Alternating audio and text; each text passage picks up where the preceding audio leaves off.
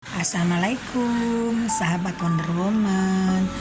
Bukan rahasia umum lagi kalau sedekah itu memang membukakan pintu rezeki dan keajaiban, teman-teman ya.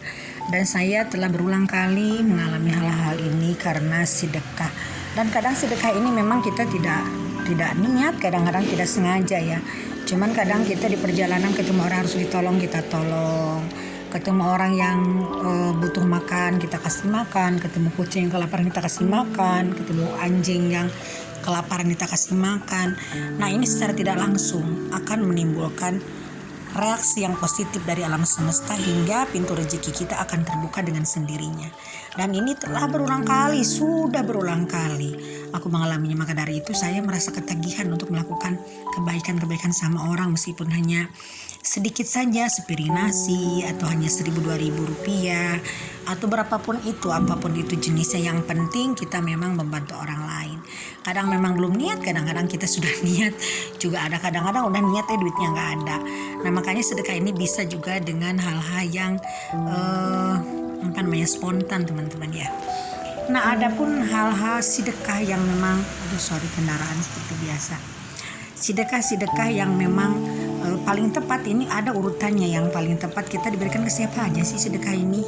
Pertama, kalau kita masih punya orang tua, ibu, bapak, berikan pada orang tua yang memang membesarkan kita. Berikan sedekah setiap bulannya yang rutin. Kalau bisa tanggungannya yang memang lebih kita tanggung untuk pengeluaran misalkan bayar listrik, bayar apa gitu ya, untuk makanannya. Meskipun beliau punya nggak apa-apa, kan itu rezeki mereka lain lagi ya, rezeki kita lain lagi.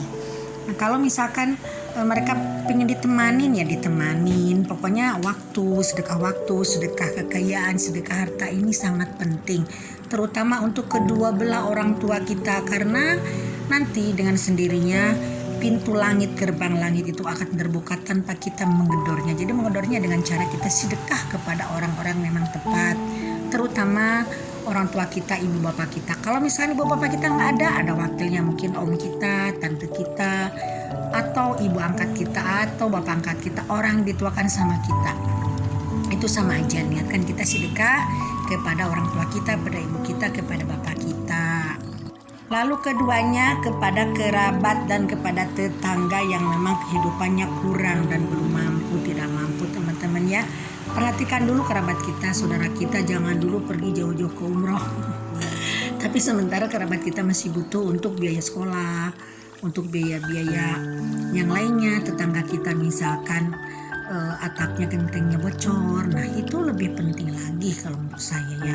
Karena memang Tuhan akan dekat seandainya kita dekat sama sesama hidup kita dengan yang Tuhan ciptakan, yaitu dengan manusia, sesama manusia.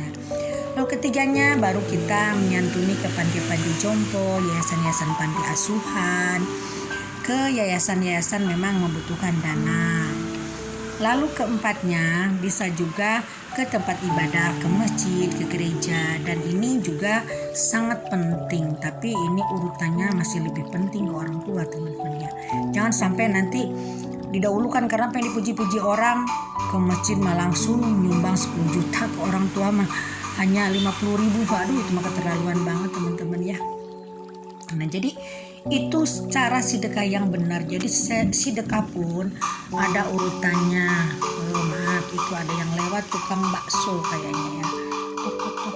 Tok. Memang ini di pinggir jalan. Saya belum punya studio khusus. Nanti kalau sudah ada 1 juta subscriber, saya bisa membangun dan bikin studio, amin ya. Mohon doa aja teman-teman ya. Nah, ini kiranya urutan-urutan sedekah yang tepat yang bisa dilakukan oleh kita. Dan jangan lupa sedekah ini bukan dari sisa-sisa kita. Misalkan nanti sisa beli mobil atau sisa berpoya-poya, sisa makan bakso, sisa ke kafe, bukan itu teman-teman ya. Jadi sedekah ini memang harus kita sisihkan dulu minimal 10% dari penghasilan kita setiap bulannya. Dan sedekah ini pun harus diawali dengan niat yang tulus, karena sedekah ini kalau tulus nanti kita akan menimbulkan rasa bahagia, dan bahagia ini yang akan membawa kita ke arah yang lebih baik. kita akan lebih kaya. Dan dengan rasa bahagia ini nanti rezeki kita akan datang, karena rasa bahagia itu kan frekuensinya, gelombangnya, frekuensinya itu vibrasinya sangat tinggi, sementara kekayaan yang datang pun vibrasinya sangat tinggi. Nah, dengan rasa bahagia itu kita mengundang kekayaan yang akan datang lewat sedekah kepada orang-orang yang memerlukan. Nah, jadi sedekah ini sangat penting, apalagi di saat kita sedang terpuruk. Kalau sedang terpuruk kita bisa melakukan sedekah, bisa memberi pada siapapun, itu sangat-sangat luar biasa teman-teman ya.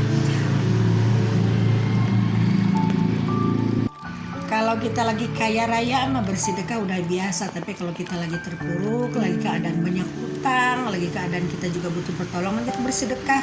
Ini hal-hal yang luar biasa. Dan jangan lupa kita harus ikhlas, kita harus benar-benar ada dari dasar hati, sehingga nanti menimbulkan rasa bahagia. Dan bahagia itu merupakan vibrasi yang tinggi, dan nanti karena vibrasi kita tinggi, kekayaan pun akan datang, dan kekayaan yang datang itu vibrasinya pun sangat tinggi. Jadi mencari kesesuaian vibrasi tinggi nanti akan mencari juga vibrasi yang tinggi, sementara vibrasi rendah akan datang juga kepada orang yang vibrasinya rendah. Oke teman-teman, sekian dulu, bye for now.